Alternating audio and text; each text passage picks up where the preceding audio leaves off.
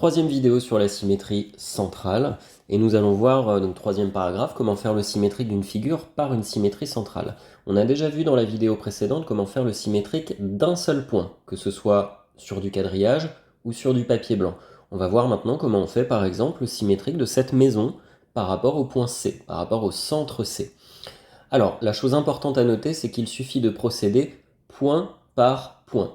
Là, on va faire sur du quadrillage, donc tu refais la même petite maison en comptant les carreaux de la même façon que je l'ai fait moi.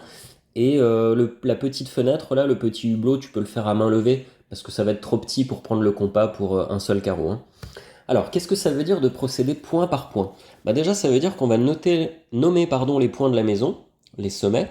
Donc j'appelle par exemple A, B, D, E, les coins de la maison. J'ai pas utilisé le point C parce que c'est déjà le nom du centre, hein.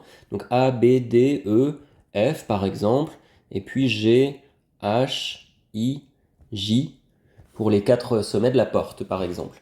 Et puis on va procéder point par point. Point par point, ça veut dire que je vais commencer par exemple par le point A. Le point A, ici, il est à 2 carreaux du centre C, donc je vais compter 2 carreaux de l'autre côté. N'oublie pas que tu peux faire le petit escalier également, hein, si tu préfères, et que donc on obtient le point A' ici. Je vais le noter tout de suite. A'. Et puis on recommence, on va faire le point B. Le point B, il traverse 2 carreaux en diagonale, donc on va arriver ici aussi à 2 carreaux en diagonale, et on aura le point B' ici, là. Là. Je vais le noter également. Voilà, bon, etc., etc. Il suffit de compter les carreaux. Donc on va faire ensuite le point D' en comptant les carreaux, le point E' en comptant les carreaux, etc., etc. Et puis il faut comprendre une chose, c'est si au départ les points A, B, D, E étaient reliés pour faire le contour de la maison, et ben de l'autre côté, du côté de son symétrique, même chose, les points A', B', D', E', eux aussi sont reliés. Voilà, maintenant on va faire de la même façon le symétrique du point F. On part de F, F il se trouve ici, hein, c'est lui. On part du point F, on compte 1, 2, 3, 4, 5, 1, 2. 1, 2, 3, 4, 5, 1, 2, et on arrive ici. C'est donc ici très exactement que va se trouver le point F'. Je le marque, F', et on va recommencer, c'est-à-dire que puisqu'on savait que E et F ici étaient reliés, que F et A ici sont reliés, de la même façon, E' et F' sont reliés, et F' et A' sont reliés, etc., etc.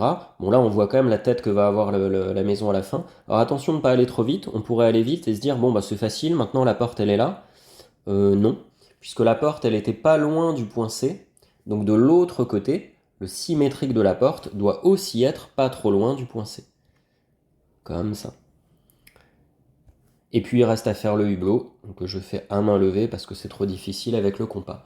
Voilà, on a bien le symétrique de la maison, on a procédé point par point. Il ne faut pas commencer par tracer directement les segments, on peut trop se tromper. Donc on commence par faire juste le A', juste le B', juste le D', etc., etc. Et à la fin, quand on a tous les points, on les relie comme ils étaient reliés au départ. C'est tout.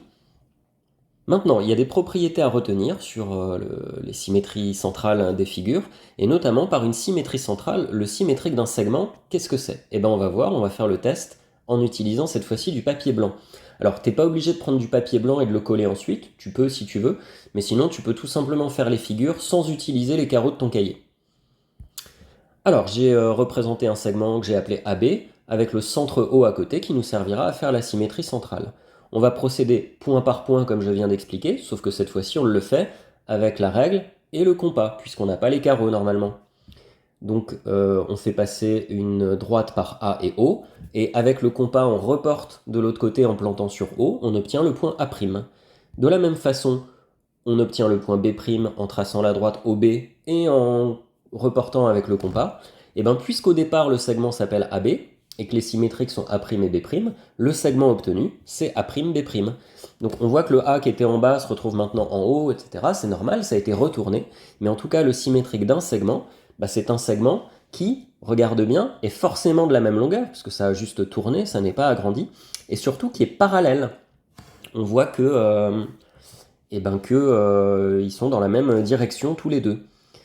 On peut mettre un petit codage maintenant comme ça sur le AB et sur le A'B' pour bien montrer que ces deux segments sont de la même longueur. Ensuite, par une symétrie centrale, le symétrique d'une droite, qu'est-ce que c'est? Même chose, on va faire la construction. Donc tu traces une droite n'importe comment, on n'utilise pas les carreaux, avec un centre O à côté. Et on aimerait bien obtenir le symétrique de la droite par rapport à O.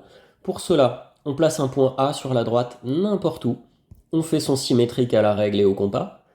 On place un point B, un autre, sur la droite n'importe où. Et on obtient son symétrique à la règle et au compas par rapport à O toujours. On met bien les codages à chaque fois.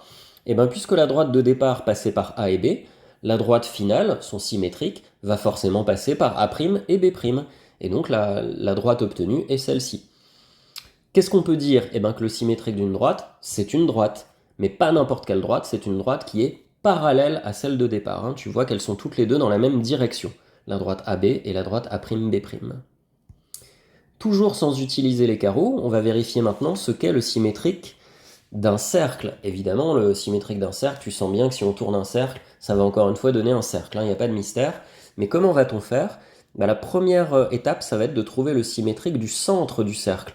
Donc attention, ici O, c'est le centre de la symétrie, c'est le point autour duquel on tourne, alors que C, c'est juste le centre du cercle. Et bien on aimerait bien trouver le centre du nouveau cercle, donc ça va être C'. Comme d'habitude, on trace la droite CO, on reporte au compas, on obtient le symétrique C' par rapport à O. Et puis maintenant, puisqu'on sait que la taille ne va pas changer, puisqu'on a juste tourné le cercle autour du centre O, il suffit de refaire le même rayon. Donc on met le compas sur le cercle de départ pour reporter le rayon ensuite à l'arrivée. Et voilà, on obtient le nouveau cercle. Donc la propriété dit que par une symétrie centrale, le symétrique d'un cercle, ou l'image d'un cercle, c'est la même chose, le résultat, est un cercle de même rayon. Et comment on a fait pour trouver C'? Eh bien les deux centres sont symétriques l'un de l'autre, par rapport au centre de la symétrie. Ensuite, par une symétrie centrale, le symétrique d'un angle, qu'est-ce que c'est? Et par une symétrie centrale, le symétrique d'une figure, qu'est-ce que c'est? Eh bien, le symétrique d'un angle, c'est un angle de même mesure, tu as déjà compris, l'angle il va être retourné, mais je sais pas, s'il faisait 40 degrés au départ, l'angle final fera toujours 40 degrés. Et le symétrique d'une figure, c'est une figure de même périmètre et de même aire. Alors tout ça, on va le montrer sur un petit schéma à nouveau. Donc cette fois-ci, tu peux utiliser les carreaux pour gagner du temps. Et tu fais comme moi un petit triangle ABC, comme ça, en comptant les mêmes carreaux que moi, et tu places un centre O.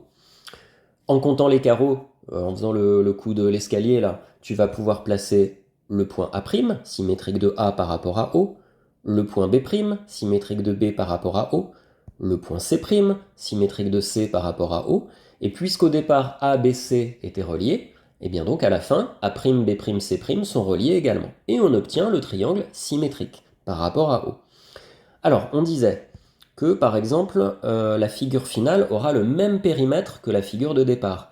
Bien sûr, si j'additionne les trois longueurs du triangle ABC, ce sera la même chose que si j'additionne les trois longueurs du triangle A', B', C'. Le périmètre 1 est le même que le périmètre 2. Deuxième chose, j'ai placé deux petits angles là en vert, tu vois, au niveau du point C et du point C'.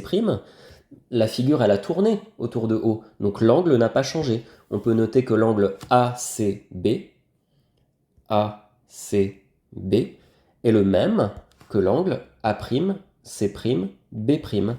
Égalité de ces deux angles. On n'oublie pas de mettre un petit chapeau sur les angles quand on note les angles avec 3 lettres.